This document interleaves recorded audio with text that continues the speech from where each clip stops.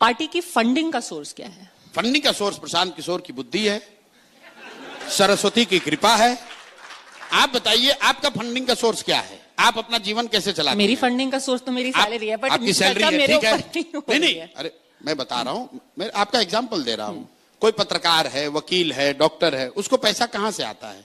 वो अपने दिमाग से किसी का इलाज करता है, किसी को लीगल सेवा देता है। आप पत्रकारिता करती हैं, आपको पैसा मिलता है। तो प्रशांत किशोर भी किसी उद्योगपति के लड़के नहीं है। हम कोई धंधा बिजनेस करते नहीं है, कोई सरकारी पद पर है नहीं, एमएलए एमपी कभी रहे नहीं है।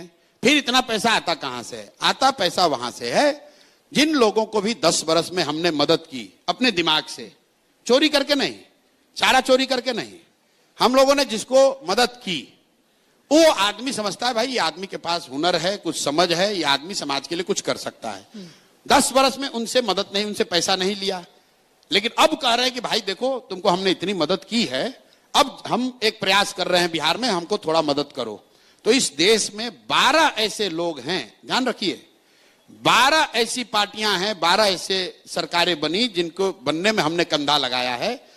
तो आप उनके जो समर्थक हैं या वो लोग हैं, वो थोड़ा थोड़ा भी योगदान दे रहे हैं तो पैसा आ रहा है। अब एक मिनट रुकिए, चूंकि आप मोदी जी के समर्थक भी, क्योंकि 2014 बिल्कुल मोदी जी को पैसा देने वाले लोग भी दे रहे होंगे पैसा हमको आज, और ममता जी को समर्थन करने वाले लोग भी बिल्कुल देंगे, क्योंकि उनको न मोदी से मतलब है न ममता से मतलब है। उनको मतलब प्रशांत किशोर से है। उनको मतलब यह है कि नहीं, इस लड़के ने मदद की है, इस लड़के में समझ है, ये आदमी ईमानदारी से कोशिश कर रहा है, चलिए कुछ योगदान इसको कर देते हैं।